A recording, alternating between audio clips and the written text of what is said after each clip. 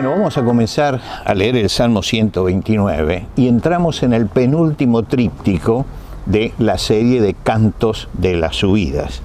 Cada cántico tiene su característica y cada cántico enfoca algo que hace a la reflexión, los motivos de reflexión. Uno tiene que pensar que el pueblo iba desfilando y cantando estos salmos, iba reflexionando también sobre su vida y sobre sus problemas y sobre su historia. En este cántico, en este salmo justamente, Israel reflexiona sobre su historia, sobre sus sufrimientos, sobre sus fracasos y sobre sus cicatrices. Nosotros vivimos en un mundo donde el pecado reina y por supuesto hay egoísmo, hay agresividad, hay crueldad y todo eso va dejando huellas. Pero además nosotros somos pecadores y nosotros nos buscamos también nuestros problemas y tenemos heridas que surgen de nuestra necedad. Lo que quiere decir que este salmo es un salmo de reflexión y comienza con estas palabras: mucho me he angustiado desde mi juventud, puede decir ahora Israel. El salmista mira hacia el pasado y habla de su juventud. ¿Qué es la juventud de Israel? Bueno, tendríamos que ir al Éxodo, porque realmente allí nace Israel como nación. Hasta la entrada de José, Jacob y sus hijos, nosotros tenemos un clan, una tribu que llega allí, un grupo familiar numeroso, por supuesto, pero llega y se instala en ese lugar. Pero cuando salen con Moisés, nosotros ya tenemos la nación. Y es allí justamente donde Dios utiliza la palabra juventud. Porque cuando vamos a Oseas, en el capítulo 11, el versículo 1, dice: cuando Israel era muchacho, yo lo amé, y de Egipto llamé a mi hijo. Es decir, que está hablando de la juventud de Israel, está hablando de ese pasado. La gracia de Dios nos saca de Egipto, nos saca de allí, como para nosotros el éxodo es la cruz de Jesús, es decir, algo pasó antes y algo comienza allí. Allí comienza nuestra niñez espiritual, ahí empezamos a crecer en el Señor. Pero tenemos que recordar lo que pasó después del Éxodo, porque Él dice que sufrió desde su juventud. Cada vez que se alejaban de Dios, Dios usaba a los enemigos como látigo. Israel tenía que reflexionar frente a esto. Los enemigos querían destruirlos, no pudieron, pero la intención de ellos era destruirlo, y Dios actuó siempre en el momento oportuno. El versículo 2 nos dice: sobre mis espaldas araron los aradores, hicieron largos surcos. Compara a Israel con un hombre que ve las marcas de su vida, y las marcas están en la espalda. Me han herido en la espalda con azotes. Se está usando una frase común en aquel tiempo: me han abierto grandes surcos. Se decía del esclavo cuando era castigado: lo araron en la espalda. Es decir, lo araron, lo azotaron, el látigo cayó allí y le fue dejando las marcas. Y dice: yo recibí esas marcas, dice Israel, esas marcas. Y muchas veces Dios permitía que los aradores usaran el látigo y le dejaran las marcas para que reaccionara. Y cada una de esas marcas representa algo en su historia, representa un alejamiento, y Él no las niega, no las oculta, están allí. Y es bueno siempre reflexionar, no solamente sobre nuestros triunfos, sino reflexionar mucho sobre nuestros fracasos. Reflexionar sobre las marcas que tenemos en nuestra vida, que fueron por nuestra culpa.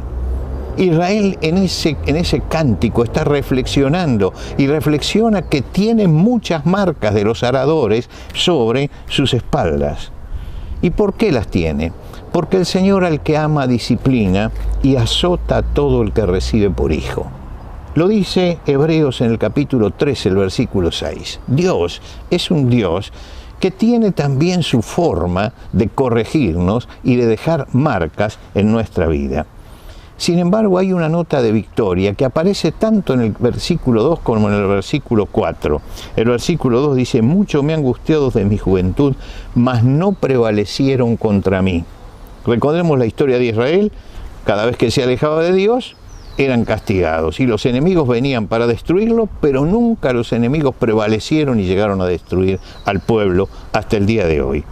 Y el versículo 4 dice, Jehová es justo, cortó las coyundas de los impíos.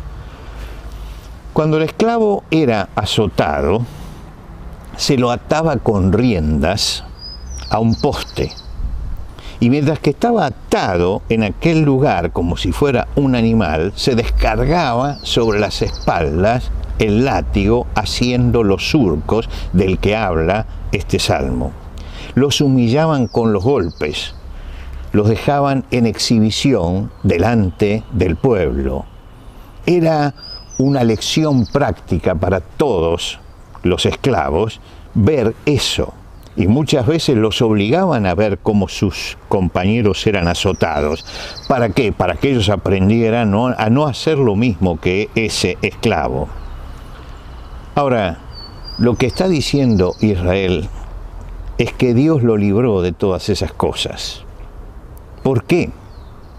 Hay un tango, que es el tango Tarde, que tiene una frase interesante que se aplica a este salmo. Dice, de cada amor que tuve tengo heridas, heridas que no cierran y sangran todavía. Las heridas que sangran duelen. Las cicatrices son marcas de las heridas antiguas, pero no duelen. Y tenemos que decir que Dios puede abrir surcos en nuestra vida, pero Él no deja nunca heridas abiertas. Él siempre las cicatriza, para que recordemos, pero ya la herida no está doliendo como al principio, porque forma parte de la experiencia. Israel en este cántico analiza sus cicatrices, su historia, y esas cicatrices le están diciendo algo. El pasado nos dejó heridas y cicatrices. No tiene que dejar resentimiento, rencor y culpa. Si deja eso el pasado, entonces la herida está abierta. Recién cicatriza. Cuando yo la miro, puedo contemplarla y puedo sacar una lección positiva para mi vida. Y siento que no ha dejado un sedimento ni de rencor ni de resentimiento dentro de mi corazón.